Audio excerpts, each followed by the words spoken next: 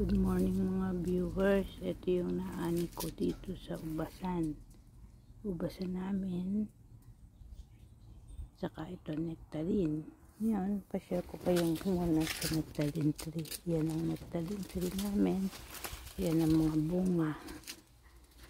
Ngayon, may napinga siguro umakyat yung pusa. Napingas kaya maraming natiyot na yung nahuhulog, pero ito mga nakadikit, kaya lang meron siyang mga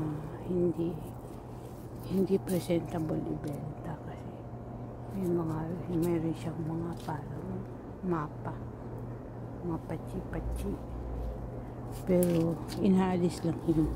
Nakakain naman. Ang lasa niyan parang lasang manibalang. Kung gusto niyo malambot, inom. Kung kakainin.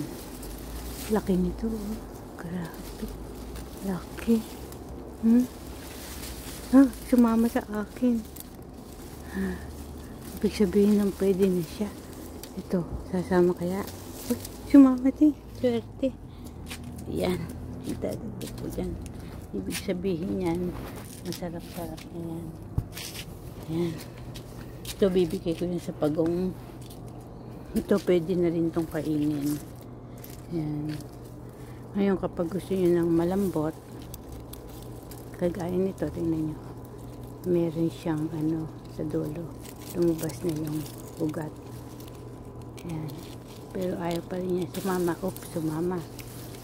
Ito. Yan natin. Sumama din. Yan. So, dadagdagan siya. Yan. Buto. Tingnan natin kung sino pa sasama. Ayun, sumama siya. Ayaw pa. Ito. Ayaw pa niya. Ganun. Ayan.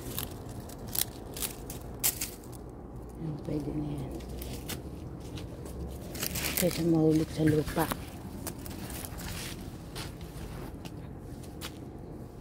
Ayan, meron pa dun sa kabila. Nabaksak yung aking chinelas. Kaya kailangan may bandana. Parang alikabok sa pag umuulan siya pang maalikabok. Ayan. Ayan. Konti lang ginawa ko. Kasi ito naman din sobrang dami niya. Mataas ang niya. Kakababa kagad ng dugo pag naparami kayo. Kaya kailangan marunong kayo mag-share. Pag nag-share, hindi kayo magkakasakit. Ayan. Ang ipakikita ko lang dito sa inyo, ito na sinabi ko sa may ubasan namin, tawag dito scare birds. Pag kasi gumagalaw-galaw siya, kumikinang-kinang, nagpapataboy ng ibon, lalo na kung maghahangin ganyan. Kaya lang minsan sumasabit siya ko sa iayos niya na lang. Ngayon ko kagaya nito din, fly paper na bibili sa Lowe's. Yan. Hindi ko lang alam kung meron ng Home Depot. Ang itsura niya, 4 na piraso sa isang kahon. Ngayon, nilagyan ko siya ng string. May pulang tali. Hahatakin nyo lang dahan-dahan paikot. Tapos itatali nyo na dyan. Ngayon, may maliit yan na kapiraso sa dulo na sasabit. There is an instruction at the back of here, how will you hang it. Pag sa gabi, didikit na yung mga small flies and mosquitoes and small flies and mosquitoes, yung mga langaw at saka mga gamo-gamo.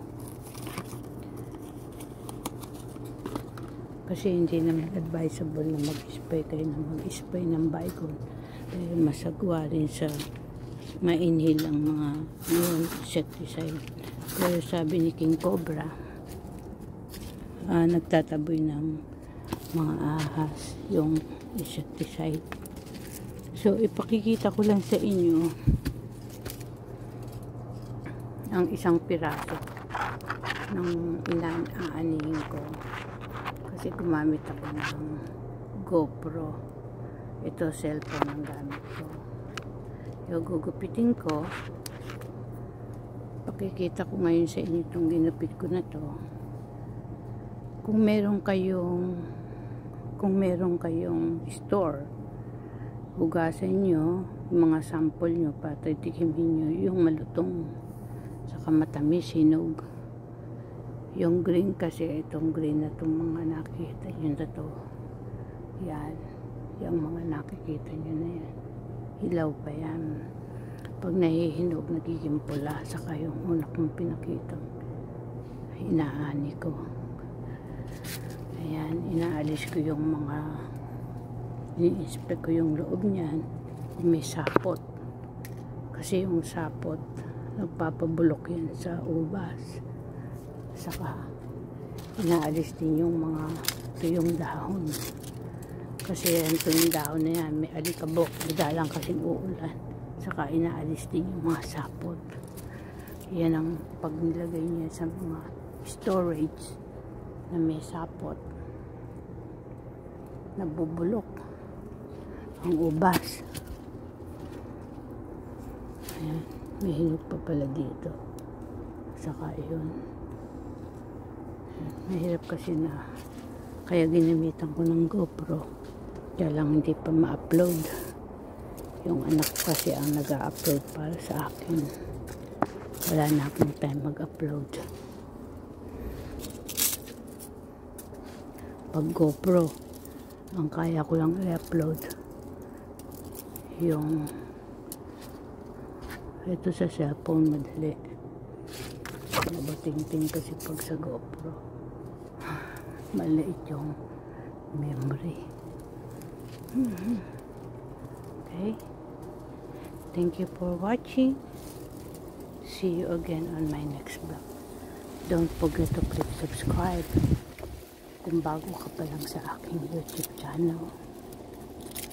You can watch also my old videos, and with the description I share some of the knowledge I learned from food and nutrition when I went in Fresno City College. Yan, advantage rin yung matutuhan yun. Kagaya ng sabi sa Bible, ang kaalamanan ay mabuti sa kaluluwa. Okay?